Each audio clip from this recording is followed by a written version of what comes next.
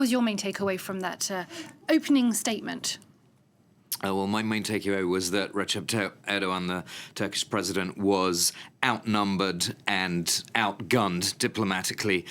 He kept bringing up this word ceasefire. We should be able to declare a ceasefire today. His main focus is clearly to stop any offensive in Idlib.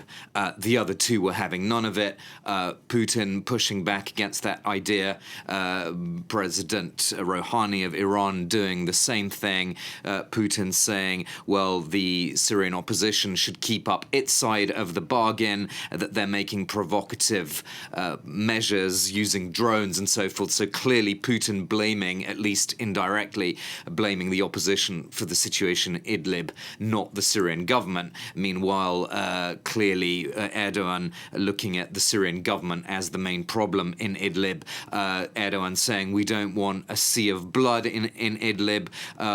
He also mentioned moderate opposition groups. The other two made no such distinction. They were simply talking about terrorists. Let's basically get rid of the terrorists.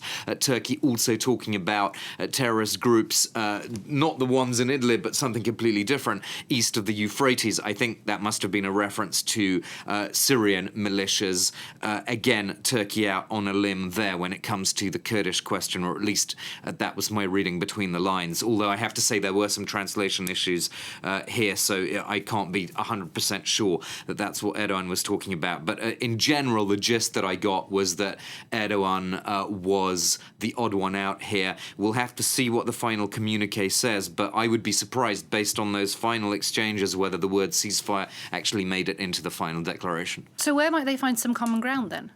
Well, there's one thing that both of the first two leaders who spoke put a lot of emphasis on, particularly President Rouhani in his initial comments. He talked a lot about refugees and displaced people and the need to settle that situation for them. This was echoed by President Putin, who talked about an office that had been opened in Moscow to work on issues related to repatriation of Syrian refugees. So clearly all of this was aimed at mollifying President Erdogan, because, of course, Turkey has shouldered those refugees. In fact, Turkey has an estimated 3 million Syrian refugees at least. But it's interesting that that didn't really seem to chime that much with Erdogan. He didn't himself talk a lot about the refugee issue in his own country. He was really... Except to say they've come to an end to what they can take. Yeah, and he was really pushing back on the political front against Putin and Rouhani on the question of terrorism,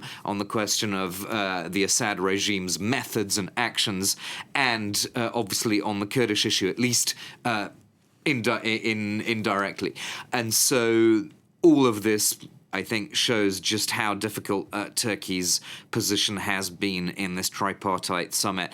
Again, we'll have to look at the final declaration, Nadia, but I suspect that Turkey probably didn't get nearly as much as it wanted in terms of separating who is a terrorist, who isn't, and whether one can really separate moderates from extremists. That was clearly Turkey's strategy going into this meeting, but we'll have to see whether it achieved much on that.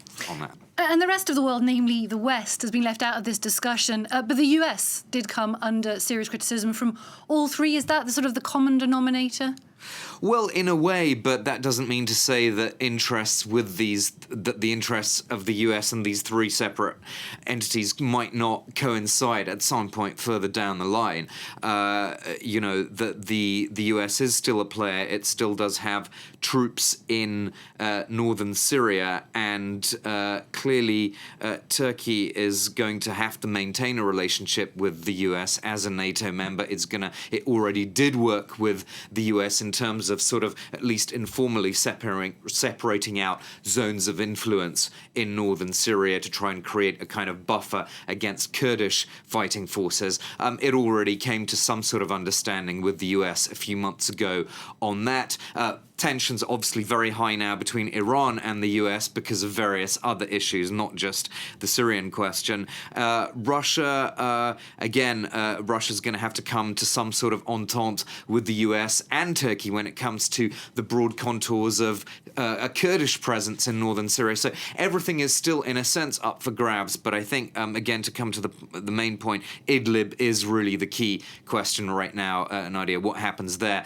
And the military conflict in Idlib is obviously going to shape the sort of diplomatic contours in the future between these powers that are present, but also with those powers that are not present, including the US and the EU. And it was interesting that President Rouhani mentioned the international community needing to rebuild Syria. So he's already sort of looking, I think, effectively, he's looking beyond Idlib already and saying, look, if and when this is all over, the international community has to finance the reconstruction of Syria. That, of course, is going to mean the European Union as well. What is the EU going to think about cooperating with Bashar al-Assad and giving money to reconstructing Syria? Destroyed. Thank you very much for